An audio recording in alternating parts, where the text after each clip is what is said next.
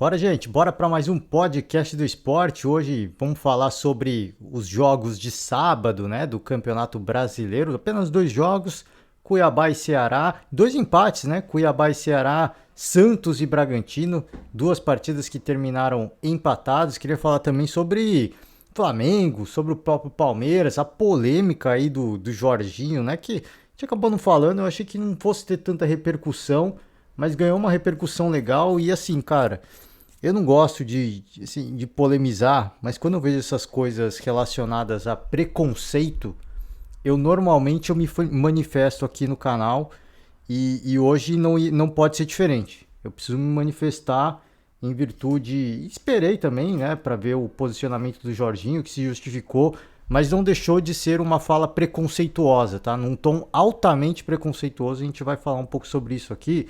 Começar pelo Cuiabá e Ceará, jogo tecnicamente bem abaixo, né?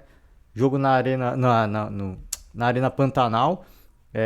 Cuiabá jogando em casa. Eu via assim um leve favoritismo do Cuiabá. Jogar na sua casa, jogar com o mandante, o Ceará com uma troca de treinador recente, apesar de, né, ter ter feito uma grande campanha, a melhor campanha na Sul-Americana, estar numa campanha de recuperação, o elenco é o mesmo, né? Então, apesar da troca do comando técnico, de ser uma equipe mais coesa, que a gente sabe da sua capacidade, o Cuiabá, com um leve tom de favoritismo, por jogar com o mandante, né? E o Ceará, obviamente, pela troca recente de treinador. Fica claro que o Vina faz muita falta nessa equipe do Ceará. O jogo teve pouca produção, acho que o 0 a 0 ficou de bom tamanho. Duas equipes que claramente entraram em campo com medo, né, de perder, de escapar pontos, porque são adversários que brigam diretamente na parte de baixo da tabela.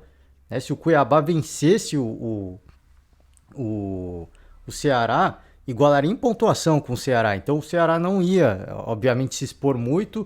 O Cuiabá claramente ia, conhecendo o tom mais agressivo, mais ofensivo do Ceará, optou, imagino eu pelo menos, né, optou por ser um pouco mais reativo. O fato é que as duas equipes, no medo, acho que de sair perdedor, de sair zerado na rodada, acabaram deixando o futebol passar, né? E a partida terminou em 0 a 0. Acho que não é nenhuma injustiça, eu acho que ficou de bom tamanho, né? O placar de 0 a 0. A outra partida, Santos e Bragantino, essa sim foi uma partida agitada, jogo muito bom, jogo de duas equipes que têm o perfil ofensivo, né? E aí assim, a gente faz, a gente acompanha essas partidas e a gente faz uns questionamentos, né? Porque a gente teve recentemente a partida do Palmeiras contra o Galo. Antes da partida, aquela expectativa enorme, né? Poxa, vai ser um jogo bom, vai ser um jogo pegado, vai ser um jogo de muitos gols. E não foi isso, né? Foi um jogo de duas equipes que não se exporam muito, que obviamente com medo de escapar pontos, de deixar escapar pontos importantes para um rival direto, né? Se a gente pensar em favoritismo, o Galo ainda a gente coloca no pote, junto com o Palmeiras e Flamengo, no pote dos grandes favoritos, a briga pelo título, apesar da distância em pontos do Palmeiras, a temporada ainda é muito longa, né? E o Galo, pelo elenco que tem, dá para chegar, eu acho. Então, foi uma partida que, assim, é aquilo que eu falei, né? Óbvio que, dadas as devidas proporções, é que eu acabei de falar do Cuiabá e do Ceará. Se tem duas equipes que estão brigando pelo mesmo objetivo, é complicado você se expor, né? É complicado você ceder pontos para o adversário. E essa partida do Santos e do Bragantino é uma partida que as duas equipes disputam, né? Estão na mesma situação de tabela, estão com a mesma pontuação e uma vitória colocaria uma das duas no G4. Foi um jogo movimentado. Foi um jogo movimentado. Você vê que é um paradoxo, né? Às vezes tem uma partida que você olha, o elenco é bom, as equipes podem ser ofensivas e normalmente você não vê a produção, né? Obviamente, todos esses aspectos somados de você temer perder pontos para um adversário direto, e essa partida foi muito boa. Assim. O Santos sai na frente, acho que para o Santos ficou um sabor uma sensação de derrota, e poderia até ter saído derrotado, porque o Bragantino no final do jogo pressionou, teve mais produção que a própria equipe santista. O Santos no primeiro tempo foi muito bem, 2 gols do Léo Batistão, né? E aí parecia que ia ser um jogo que o Santos ia dominar facilmente, que ia sair vencedor, torcedor empolgado. E a verdade é que no segundo tempo o Bragantino cresceu. As equipes, assim, foi um duelo, não só dentro de campo, mas também dos bastidores, né? O Fabian Bustos mexia, aí o Barbieri ia lá e mexia, né? Um tentando fazer a leitura do outro, aí depois vendo o Bragantino, o Bustos mexia de novo, depois o Barbieri mexia de novo. Cara, foi muito legal. Jogo, assim, é o tipo de jogo que a gente olha e fala assim, a equipe tem um perfil de ser ofensiva, né? O Palmeiras hoje é uma equipe meio camaleão, mas o Palmeiras hoje é meio que um camaleão, mas tende a ser mais ofensivo nessa temporada. O Galo é indiscutível, né? Por isso que a gente fala, pô, Palmeiras e Galo, dá para ter sido um jogo mais entretenimento. Aí que eu falo, estética de futebol eu não entro nesse assunto, mas dá para ser um jogo mais entretenimento? Pô, dava demais, né? O potencial era gigantesco, né? E isso não aconteceu. A gente viu isso nessa partida. É claro que pro torcedor santista às vezes fica essa sensação, essa mágoa de poxa, sai na frente, mas cara, o Bragantino foi uma equipe que produziu também, buscou empate aí com o Luan Cândido e com o Johan. E é o que eu falei, no final do jogo teve até mais volume e poderia até ter saído vencedor. O Santos correu sério perigo de tomar uma virada impressionante. Então, cara, assim, eu acho que o resultado foi um reflexo do que as duas equipes produziram e também acho que ficou de bom tamanho. Ficou num tamanho legal, porque o Santos entrou mais focado, mais concentrado, avassalador, aproveitou bem as suas oportunidades. No segundo tempo, o Bragantino soube fazer a leitura, não se abateu, buscou o futebol e buscou o resultado, né? Então acho que foi uma bela partida de duas equipes que estão com a mesma pontuação, mesma situação de tabela, pleiteando aí uma vaga direta na Libertadores. E para o Santos ainda vai disputar outras competições. O Bragantino joga só o Brasileiro. O Bragantino eu vejo como, assim, se vale, óbvio que pro sentimento do torcedor do Peixe tá doído, né? O coração tá doído, tá magoado. Mas se a gente olhar a projeção do Santos, que vai jogar outras competições, e o Bragantino que está focado somente no Campeonato Brasileiro, eu acho que pro Santos, pro torcedor santista, fica que eu falei, difícil. Mas se você for tentar avaliar os números friamente, foi um bom resultado. Porque assim, pô, encaramos de igual para igual uma equipe que está 100% focada no Brasileirão. E que para mim é uma das favoritas, equipes mais favoritas a conseguir mais uma vez uma vaga direta na Libertadores. Justamente por estar com um foco de 100% no Brasileirão, né? O Bragantino não disputa mais nenhuma outra competição. Então, eu acho que, repito, fica a sensação de gosto amargo por ter aberto o placar, ter feito 2 gols, abriu 2-0 e aí toma empate, né? Fica essa sensação óbvia, né? Poxa, não dava para ter saído com a vitória? Certamente que fica essa sensação. Mas, pô, você encarou uma equipe que também é muito bem treinada, que está vivendo um momento de recuperação, que a gente sabe da capacidade, não é de hoje que a gente fala do Bragantino, do Red Bull Bragantino, e tá focado só no Brasileirão. Então, acho que foi uma bela partida. Assim, é a típica partida que a gente olha e fala assim, pô, a gente vai ter agora, né, ainda nessa rodada do Brasileirão e uma sequência de Copa do Brasil, a gente vai ter confronto entre o Flamengo e o Galo. E do Palmeiras e do São Paulo, né? Que dá pra gente esperar? Poxa, a gente imagina que possa ser 2 jogos, vão ser 3, né? Porque o Galo e o Flamengo se enfrentam agora, o São Paulo e o Palmeiras vão se enfrentar também pelo Brasileirão e depois pela Copa do Brasil, e aí tem o jogo da volta da Copa do Brasil, então são 3 duelos aí muito próximos entre essas equipes, e a expectativa que a gente tem é que, poxa, pode ser um jogo legal, né? Por esse jogo, e de novo, assim, a gente sempre fala, dadas as devidas proporções, né?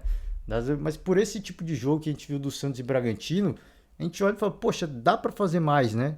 Só que a equipe também precisa querer.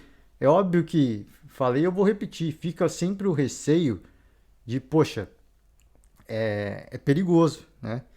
Você tomar um gol para você voltar na partida pode ser difícil. Campeonato Brasileiro, você ceder pontos para um adversário direto, que está concorrendo direto pelas suas pretensões. Então existe toda essa mística. Agora, é que existe um potencial gigantesco. Poxa, isso existe demais, né? O potencial é gigantesco. Agora, ficam lições, né, desse tipo de partida. Pô, a gente viu, pô, tô falando do Palmeiras e do Galo, mas Flamengo e Palmeiras foi uma bela partida. Foi uma grande partida, né? De duas equipes que, poxa, vamos pro jogo, né? O Flamengo foi pro jogo, o Palmeiras olhou e falou, então vamos pro jogo também. Se sair perdedor aqui, saiu, tem que ir pro enfrentamento, né? Eu acho que esse é o ponto. É que quando o Palmeiras enfrentou o Galo já era uma situação de tabela diferente, né? As duas equipes sonhando com a liderança muito próxima, muito palpável, né?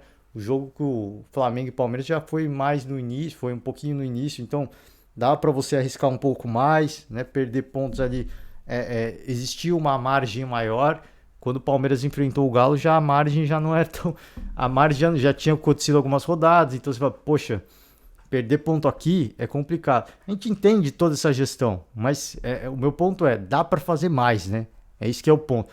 Dá para fazer mais, dá para fazer, dá para entreter mais, né? Esse é o ponto.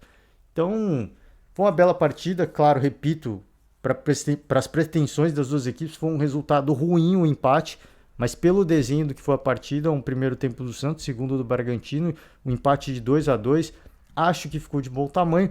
Fica o sabor amargo para o torcedor santista, né, por ter aberto 2-0 e tomado o empate. E repito, falei, vou repetir, final da partida o Bragantino teve volume para até virar o jogo, tá? Então acho que ficou de bom tamanho, né? Ficam ali as duas equipes com 18 pontos.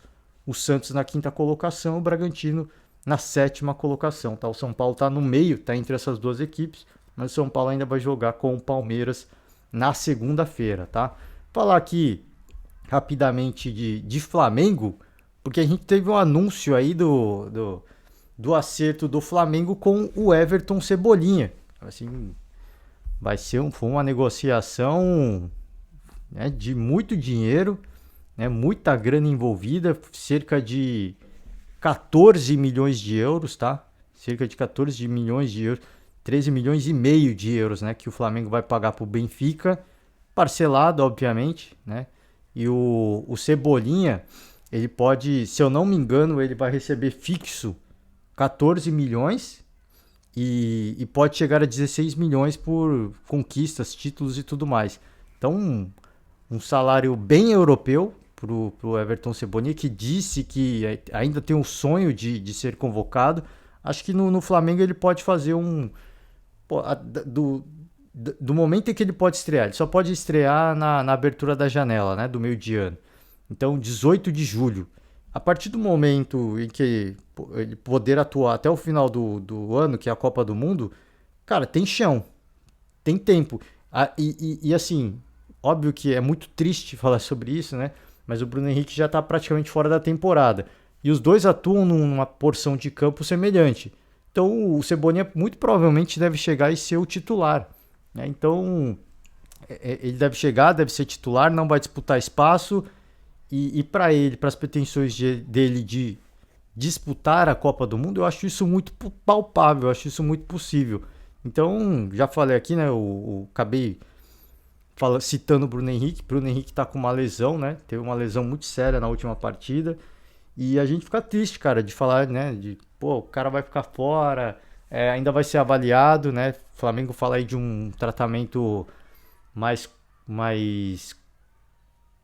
conservador, que pode ser uma volta, pode ser um tempo de tratamento mais curto, mas também pode ser uma cirurgia, e aí vai levar mais tempo de recuperação. Então, cara, eu acho que tem que avaliar com certo cuidado, né? Tem que estudar bem as opções para não acontecer o que aconteceu com o São Paulo, né? O Luan do São Paulo, vou falar disso também. Pô, ele vai fazer uma cirurgia agora para corrigir uma parada uma lesão que aconteceu antes. Cara, assim, é daquelas coisas que você olha e fala, poxa, é de um tamanho, de um nível de amadorismo que você olha e fala, cara, se olha, dá para entender porque que o São Paulo tá nessa situação hoje, né? É impressionante, né? Enfim, avaliar direito, né? Se precisar de cirurgia, que faça cirurgia. O que não dá é você...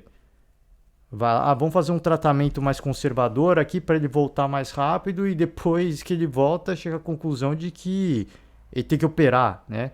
E aí vai ficar mais tempo ainda fora. Então, eu acho que o ideal, né? Avalia bem, avalia com cuidado. O Flamengo já deu as opções aí, já falou sobre as opções. Avaliar agora com muita cautela. E se precisar operar, vai para cima, né? Vai para cima. O Bruno Henrique é um cara que tem uma capacidade física impressionante. Ele está se contundindo bastante aí recentemente, mas ele tem uma capacidade, poxa, que é indiscutível.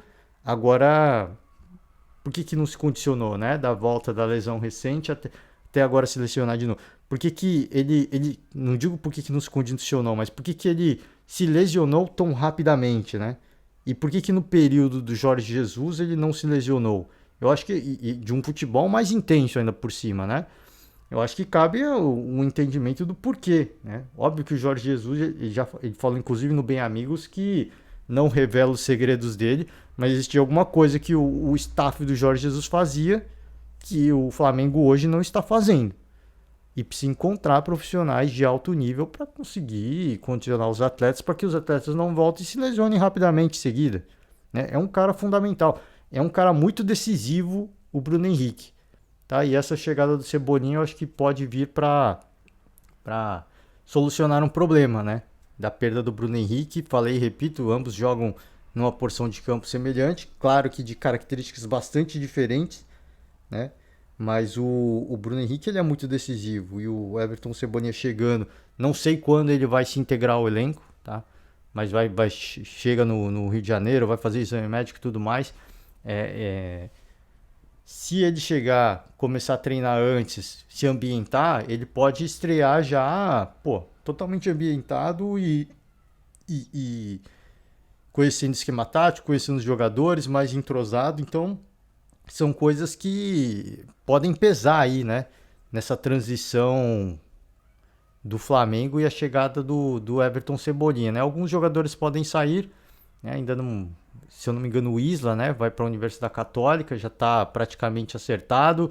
Existem outras possíveis saídas. E aí, assim que a gente tiver notícias concretas, o Everton Cebolinha, no caso, é uma notícia concreta. Mas, infelizmente, para o torcedor rubro-negro, só vai poder estrear aí quando abrir a janela do meio do ano, assim como os reforços que vieram do Palmeiras, né? Palmeiras que trouxe aí 2 atacantes, esses caras só vão poder estrear no meio do ano, né? Mas o Palmeiras já contratou agora, né? Já antecipa. E eu falei, citei isso no último podcast. É importante isso. Não sei quando os caras vão ser integrados ao elenco, né? Mas a partir do momento que se integrarem, né? Quanto antes melhor, mais tempo de treinamento para conhecer a metodologia do Abel, para conhecer os outros atletas. O Abel falou sobre isso, né? São caras que vão chegar para compor elenco. Eles não vão chegar para ser titular. Porque tem a galera que tá lá já. Tem essa galera que atua hoje e que tá atuando muito bem. Então são caras que vão vir para ser opções, mas que não vão chegar para ser titulares, né? Então quanto antes eles chegarem e treinarem, melhor, né? Porque o Abel no dia a dia vai ver, posso contar com esse cara. O cara já pode estrear no dia que entrar no bid, o cara já pode estrear. Porque eu conheço e dependendo do adversário, tem espaço para um cara desse nessa partida, né? O cara já pode estrear. Então, o Abel até falou sobre isso, né? Legal que agora eu posso falar sobre isso, que agora tá acertado. Porque antes tinham perguntado e falou, não posso falar porque não tem nada acertado e tudo mais. Ele até pediu desculpas, né? Na ocasião, fui deselegante com o colega de imprensa, né? Então, vive um momento mágico, né? Você vê que quando ganha, ele tá de bem com a imprensa, né? Tá de bem, tá muito calmo, pede até desculpa, reconhece. É bacana isso, né? Você vê que... E ele falou também sobre isso, né? Como a derrota dói pra ele. Por isso que ele fica tão transtornado, né? Isso é importante, assim, pro torcedor palmeirense, o fato do Abel até citar isso, porque você vê que é um cara que ele, se perder, ele não vai aceitar, né? É inadmissível uma derrota. Ele sabe que ele vai perder, e ele sempre cita isso. Nós vamos perder, ninguém é invencível, né? Mas o torcedor palmeirense pode ter a tranquilidade que se perder, não vai ser algo assim, perdemos. Não, vai ter uma cobrança interna, né? para que o Palmeiras não cometa os erros e não volte a perder, né? Então, quanto a isso, o torcedor palmeirense deve estar feliz da vida e tem que estar e tem que desfrutar, né? O que todo mundo está falando em imprensa esportiva, tem que desfrutar desse momento, né? Porque é um momento que não costuma durar por um longo período. Você pode ter uma comissão campeã, mas esse momento, né, mágico, que você, tudo que você faz dá certo, isso não costuma durar muito tempo, né? Dura no máximo uma temporada, 2 temporadas no máximo, né? Então, tem que curtir o momento mesmo, porque é um momento muito bacana e a perspectiva é de que se mantenha por um bom tempo ainda, tá? Falei de São Paulo, né? Do Luan, lesão na coxa, vai passar por cirurgia. Disseram que quando se lesionou não teve o tratamento adequado e agora vai passar por cirurgia, né? É por isso que eu falo, assim, as coisas de um nível de amadorismo que é impressionante, cara. Pô, como é que pode um negócio desse, né? Como é que pode um negócio desse? Mas enfim, é mais uma peça, mais uma dor de cabeça aí pro Rogério Ceni, né? E um desfalque importante para essa sequência aí de duelos contra o Palmeiras, né? Que pode ser... Eu não vejo o Palmeiras tão favorito, não. Assim, o momento, obviamente, que do Palmeiras é muito bom. O Palmeiras jogando como visitante, ele é um visitante muito indigesto, mas o São Paulo no Morumbi contra o Palmeiras, o efeito clássico, ele costuma pesar. E o São Paulo costuma render mais. Por isso que eu... Assim, óbvio que pela sequência não dá para tirar o favoritismo do Palmeiras, né? Se as duas equipes jogarem o que apresentaram recentemente nas últimas 3, 4 partidas, o Palmeiras é muito favorito, né? Mas o histórico, e aí a gente tem que pegar o histórico dos clássicos, né? Especialmente no Morumbi. O Palmeiras perdeu um jogo no Campeonato Paulista, mas um jogo em que o Palmeiras foi melhor nos 15 primeiros minutos e depois inexistiu. Né? Aí no primeiro jogo da final do Paulista, o Palmeiras inexistiu.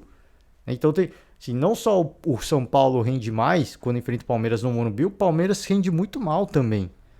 Né? Por isso que eu digo assim, pegar o histórico das últimas 3, 4 partidas, ok, eu acho que vale, mas é mais importante pegar o histórico de São Paulo e Palmeiras, né? Os últimos embates, os últimos confrontos dessas duas equipes, e aí sim você traçar, né, quem que é mais favorito ou não. No Morumbi eu acho que é muito parelho pelo momento que o Palmeiras vive, mas eu não acho que o Palmeiras tem um amplo favoritismo para cima do São Paulo, não. Repito, se você olhar o histórico das últimas 3, 4 partidas, aí sim. Mas as últimas 3, 4 partidas entre o São Paulo e o Palmeiras no Morumbi, aí é uma outra parada, né? Aí é outro negócio. E assim, curiosamente, né? Esse sorteio da Copa do Brasil foi muito interessante, porque o Flamengo vai enfrentar o Galo, né? Eles já se enfrentaram na Supercopa do Brasil, agora vão se enfrentar pelo Brasileiro e tem 2 duelos pela Copa do Brasil. O Palmeiras e o São Paulo se enfrentaram na final do Paulista. Vão se enfrentar agora pelo Brasileirão e agora mais 2 jogos, né? Pela Copa do Brasil. Interessante, sim. Esse sorteio da Copa do Brasil foi muito bacana, assim. Os duelos são muito promissores. Muito promissores. Assim, a capacidade, a perspectiva são de duelos pegados, né? E com expectativa de muitos gols, tá? Repito, o momento de São Paulo não é legal, você não vê constância, você não vê às vezes você não vê evolução, mas o São Paulo contra o Palmeiras no Morumbi, e esse é o histórico que a gente olhar, tem que olhar também, tem que pôr na conta. Esse histórico, ele é muito bacana, é muito equilibrado, se é que a gente pode dizer assim, e favorável ao São Paulo, tá? Favorável ao São Paulo. Para finalizar, né? Falar sobre essa polêmica do Jorginho. Eu não queria muito polemizar, porque assim, eu acho que o Jorginho, ele fez tudo isso meio que para desviar o foco, né? Desviar o foco do porquê que o time dele tomou uma virada e uma goleada do Palmeiras em uma questão de 7 minutos. É um cara experiente, pô. Não adianta a gente falar que não, é um cara experiente, né? Todo respeito, é um cara que tá no futebol, tá na praça. Não tô chamando o Jorginho de velho, tá? Pelo amor de Deus. Mas é um cara que tá na praça há muito tempo, né? E eu acho que ele soltou essa crítica ao Abel. Não foi um ataque pessoal nem nada disso, mas eu acho que ele usou isso para desviar o foco. E as pessoas estão desviando o foco. Ele conseguiu o que ele queria. Pô, a gente viu o Ronaldinho Gaúcho, o Ronaldo Fenômeno, né? Copa de 2002, melhor exemplo, né? Fez aquele cabelo cascão. E ele falou, pô, ninguém mais falava da minha lesão. Eu tava lesionado. E aí, quando eu apareci com aquele cabelo, ninguém mais falou da minha lesão. Consegui trabalhar tranquilo. Todo mundo só olhava pro meu cabelo, tudo certo. Eu acho que o Jorginho fez a mesma coisa. Assim. Ele usou uma cortina de fumaça, colocou ali uma parada para desviar o foco de ter que ficar justificando, pô, por que tomou uma virada avassaladora em questão de 7 minutos, né? Então, agora sim, eu entendo o que o Jorginho usou. Eu acho que para ele ter tranquilidade no trabalho, para não ficar questionando o trabalho dele, eu acho isso foi uma bela de uma estratégia, né? Não dá para negar isso. Agora não dá para deixar é o que eu falei no início do podcast, não dá para a gente não deixar de falar do comentário, da conotação altamente xenofóbica que ele usou no discurso dele, né? Falou, obviamente, coisas no calor do momento e falou coisas que não deveria, né? Então, se a estratégia dele era desviar o foco, ok, ele fez muito bem. Só que ele adotou um tom altamente xenofóbico, né? E xenofóbico é preconceito contra estrangeiros, né? Para quem não está ciente. Xenofobia é preconceito aos estrangeiros, né? Então, ele usou, cara, assim, o discurso dele, infelizmente, assim, ele se desculpou já, mas ele foi muito infeliz, né? Foi muito infeliz na palavra dele. Eu vou pegar aqui as aspas. Ele fala que quando você bate palma para o árbitro, está querendo literalmente sacanear o juiz. Então, é uma coisa que me revolta como treinador, como brasileiro, porque vem no nosso país e está desrespeitando nosso país, nossos árbitros, dizendo que ele é cego, xingando de tudo quanto é nome e nada aconteceu. Mas tudo bem, vai ficar como choro de perdedor e as coisas passam e nada acontece, e não acontece nada, né? Mas quero deixar o meu protesto. E aí fecha aspas, né? Primeira coisa que me chama a atenção é como o Jorginho ele se posicionou como o defensor da honra e dos bons costumes da arbitragem brasileira, né? Eu não tenho qualquer levantamento, mas eu torço muito mesmo para que algum programa esportivo faça um levantamento ou que não que faça, mas que comece a fazer um levantamento das reclamações de arbitragem e como o Jorginho vai abordar a arbitragem a partir desse episódio. Eu torço muito para que alguém faça um levantamento, alguma matéria desse tipo, né? Porque se colocou ali como um guerreiro valente, né, das histórias da Disney, como o príncipe encantado defendendo uma donzela inocente, que é a arbitragem brasileira, né? Então, primeira coisa que me chamou a atenção é como o Jorginho defendeu de forma bastante contundente, bastante enérgica a arbitragem brasileira, né? Que é criticada, que é xingada pelos treinadores brasileiros a rodo, né? Não é só o Abel Ferreira, é a rodo. Segunda coisa que chama atenção e que para mim no discurso fica muito claro, é a dor de cotovelo, né? É a dor de cotovelo, tá vendo um treinador estrangeiro fazer o sucesso que vem fazendo. E, poxa, vou procurar alguma coisa para criticar o cara, né? Falei, o primeiro objetivo para mim foi intencional de, obviamente, desviar a atenção do fiasco que foi a equipe dele no final dos 7 minutos, né? Então ele, para não ter que ficar justificando coisa que ele nem vai conseguir justificar, ele desviou o foco, né? E aí até aí tudo bem, E terceiro, e eu acho que o mais grave e talvez o mais importante é isso que ele falou, né? Pegar aqui as aspas de novo. Como brasileiro, né? Então, aspas aqui. Então, é uma coisa que me revolta como treinador, como brasileiro, porque vem no nosso país e está desrespeitando o nosso país, nossos árbitros, né? Então, isso que ele falou de vem no nosso país e está desrespeitando o nosso país, o Abel Ferreira, primeiro que ele não está desrespeitando o país, tá? Ele não está desrespeitando o país.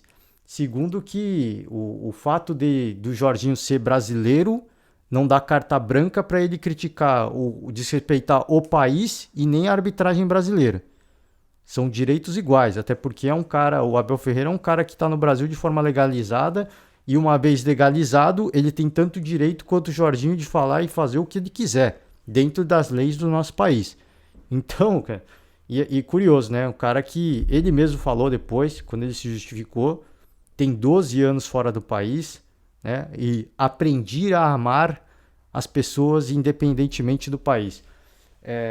Eu não estou aqui querendo fazer acusação para ninguém, mas quando você tem uma convicção de alguma coisa, por exemplo, assim, eu estou convicto de que homofobia é uma aberração. Você não vai fazer comentários homofóbicos. Você não vai fazer. Eu estou convencido de que a xenofobia é uma aberração. Você não vai fazer comentários xenofóbicos. Ainda mais um cara com tanta experiência quanto o Jorginho, muito mais experiente que muita gente, né? E sabe do poder da palavra e o impacto que isso tem. E de novo, e aí eu estou falando que eu não estou acusando ninguém de nada. Agora, assim, quando você fala coisas que tenham conotações homofóbicas, conotações racistas, conotações xenofóbicas, muito me questiono o quanto que a pessoa não é, ou não se alinha, ou não é anti, né? Ou é anti-racista, anti-homofobia, anti-xenofobia. E repito, não estou acusando ninguém de nada. Não estou falando que o Jorginho é xenofóbico. Agora, sim, por fazer um comentário como esse, eu me pergunto, assim, o quanto que ele tem de xenofobia na base dele, né? Na sua convicção de dia a dia. Porque, assim, são coisas que tem coisas que na nossa vida que são estruturais. Às vezes você fala coisas que na sua cabeça não é ofensivo, mas existe uma conotação. Por exemplo, pegar o exemplo aqui. Existem muitos termos racistas que muita gente costumava usar e até hoje usa. E não usa com a intenção de ser racista. Por exemplo, a ovelha negra, né? O cara ruim, tem um aluno ruim na turma da escola e a galera fala, pô, é a ovelha negra, né? Querendo dizer que é o cara desvirtuado. Por que a ovelha negra é a coisa ruim, né? É um termo racista. É um termo que mostra que a nossa sociedade tem um problema de um racismo estrutural. É isso que eu tô falando. Isso do Jorginho falar, muita gente vai olhar e falar, não, é patriotismo. Não, isso não é patriotismo. Isso é xenofobia estrutural. Né? Você falar que, vem no nosso país, desrespeita. Repito. Primeiro que ele não desrespeitou ninguém. Ninguém não, desrespeitou. Pode ter desrespeitado a arbitragem, eu não duvido disso. Porque o Abel também não é exemplo para ninguém. Agora ele não está desrespeitando o país. Né? E por isso que eu falo assim, se você é uma pessoa que defende uma bandeira, eu não vou ser... Pô, xenofobia é uma aberração. Por mais que você tenha na sua base de criação coisas relacionadas à xenofobia, estruturalmente isso, você vai se policiar e você vai tomar cuidado com certas coisas que você vai falar. E é por isso que eu estou dizendo, o Jorginho, ele é um cara experiente, ele sabe do poder da palavra. E ele falou coisas que ele não deveria, ele sabe disso, né? Ele sabe disso. Agora, enfim, né? Não vou querer entrar num debate muito mais amplo, senão vão falar que eu tô acusando de alguma coisa. Não tô acusando de nada. Eu só tô dizendo que foi uma fala xenofóbica. Foi uma fala xenofóbica. Racismo, né? Xenofobia é racismo. Foi uma fala não foi de um tom xenofóbico. Foi xenofóbico de fato, né? E falou, se justificou, falou que tem cidadania portuguesa e usou tudo isso aí para meio que justificar que não tem nada contra o Abel e contra Portugal, né? O problema não é de ter algo contra o Abel ou Portugal, o problema é a forma dele pensar, né? Que ele expôs ali uma forma dele pensar. Então vem um chinês no país, o chinês não pode fazer certas coisas porque tá desrespeitando o nosso país. Cara, o cara tá aqui de forma legal, velho. O Brasil é um país de imigrantes, né? Os nativos brasileiros, de fato, né? Nativo, são os indígenas, né? Esse sim, e é muito raro a gente ver um indígena nas ruas das grandes cidades. É muito raro.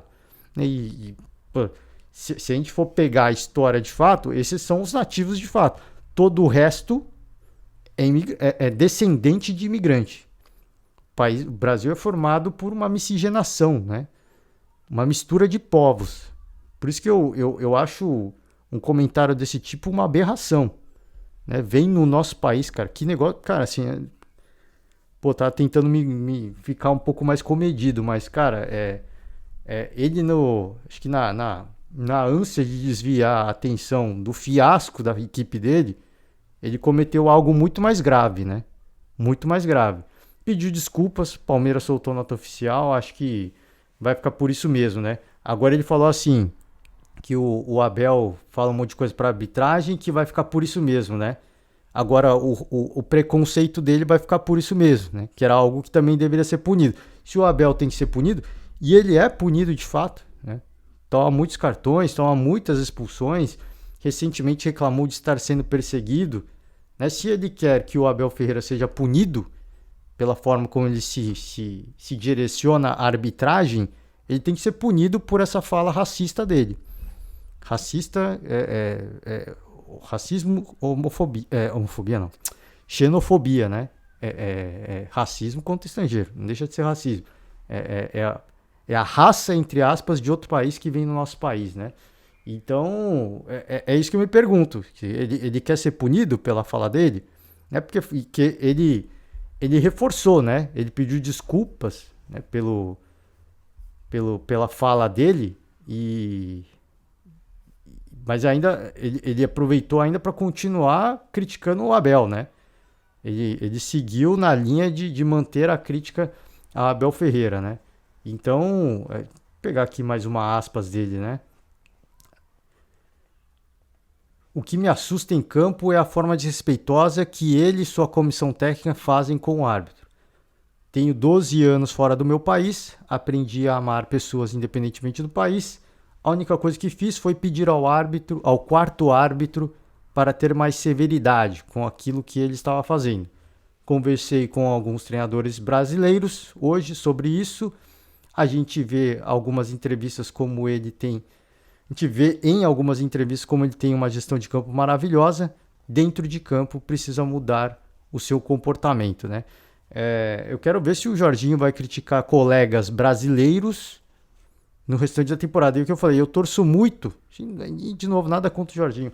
Cara super respeitado, cara que tem. Pô, a história do Jorginho fala por si só. Não tenho que questionar o Jorginho como esportista. De longe é algo a ser debatido. Agora, o que eu torço muito é para que alguém, algum setorista, algum canal do meio esportivo que consiga acompanhar o Atlético Goianiense de perto, que faça esse levantamento a partir de agora, né?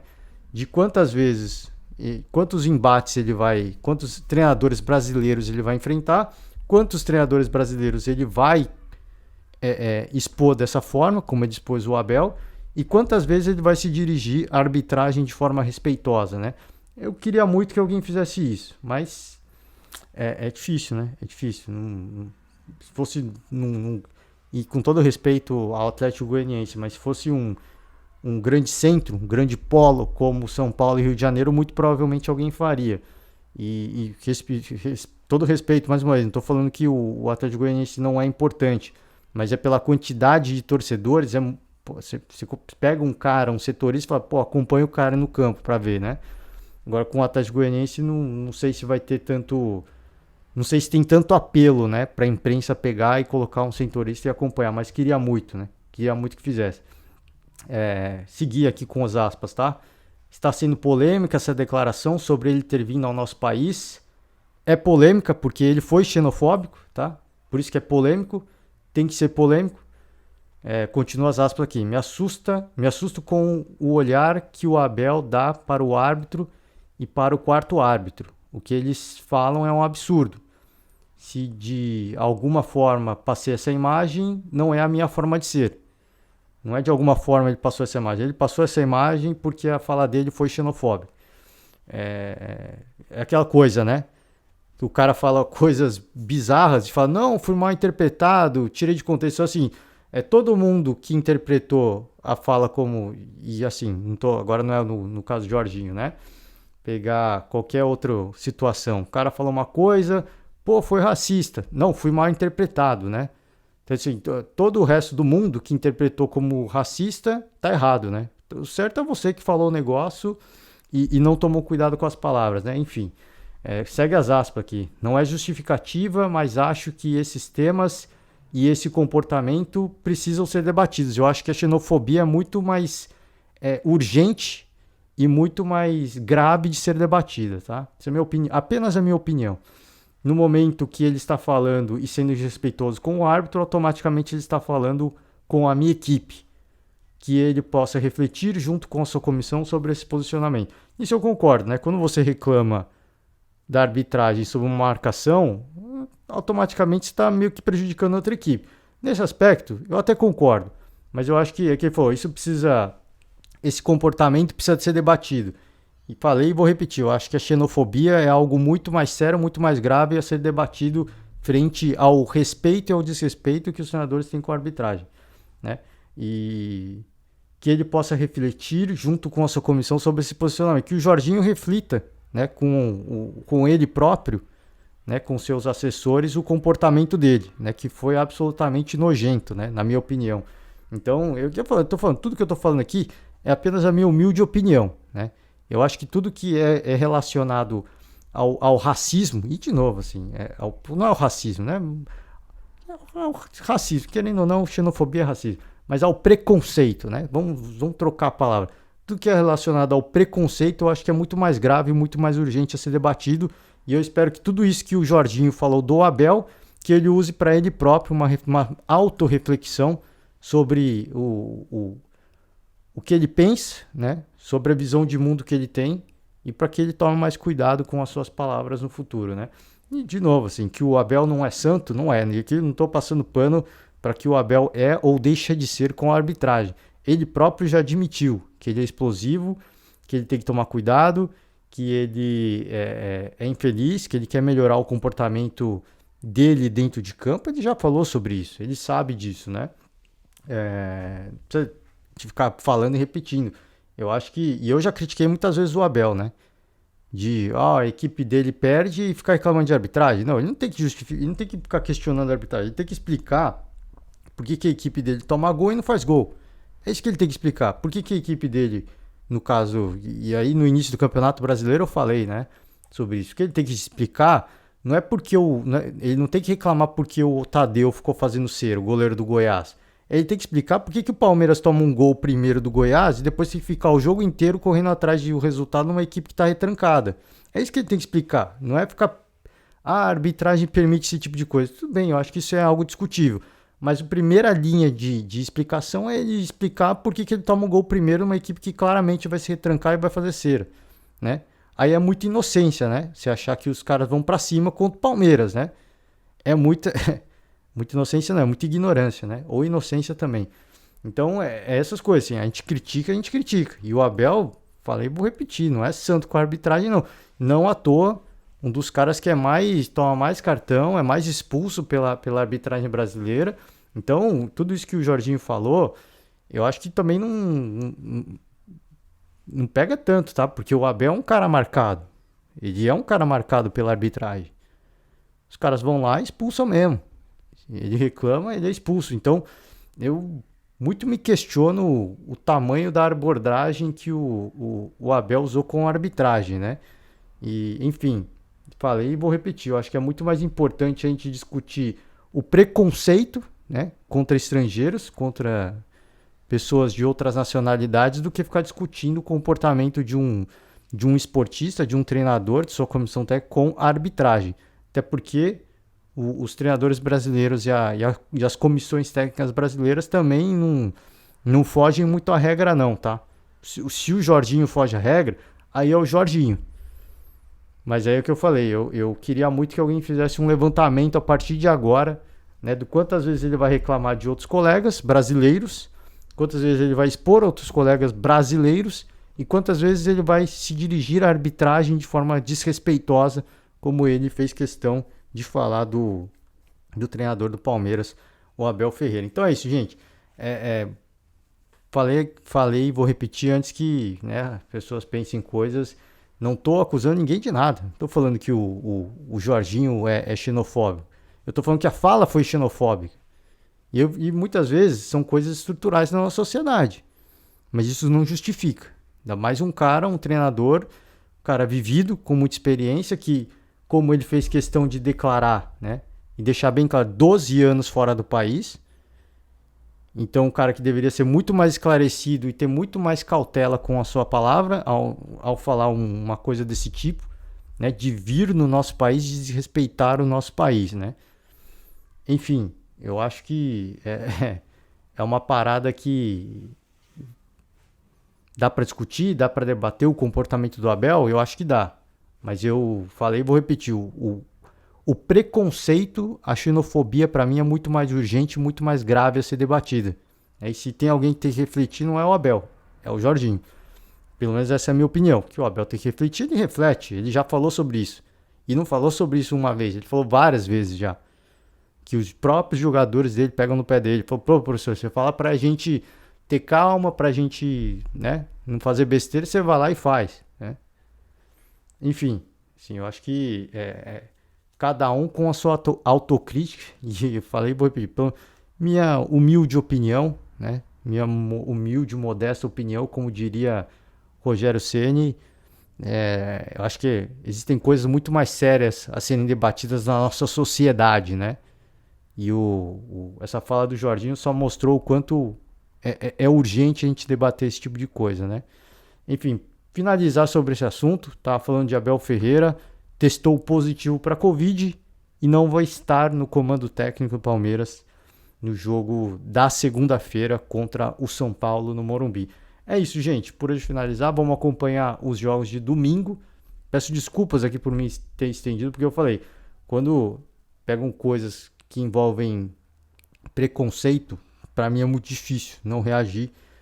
É muito difícil não comentar sobre o assunto, porque para mim é algo muito sério, é algo muito grave. E o preconceito, né, independente do que eu falei, se vai ser xenofobia, se vai ser racismo, se vai ser machismo, se vai ser homofobia, eu acho que tudo isso é abominável, né? Para mim é uma aberração. Por isso que eu falo, eu preciso falar sobre isso, né? E peço desculpa se me estendi demais. Acompanhar os jogos de domingo, né?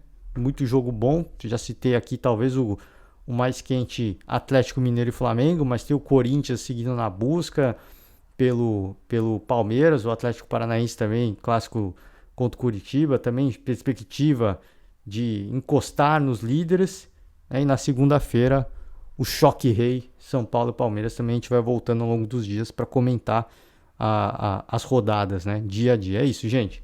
Por hoje eu vou finalizar. Ótimo final de semana para todo mundo. Um forte abraço e até a próxima. Tchau.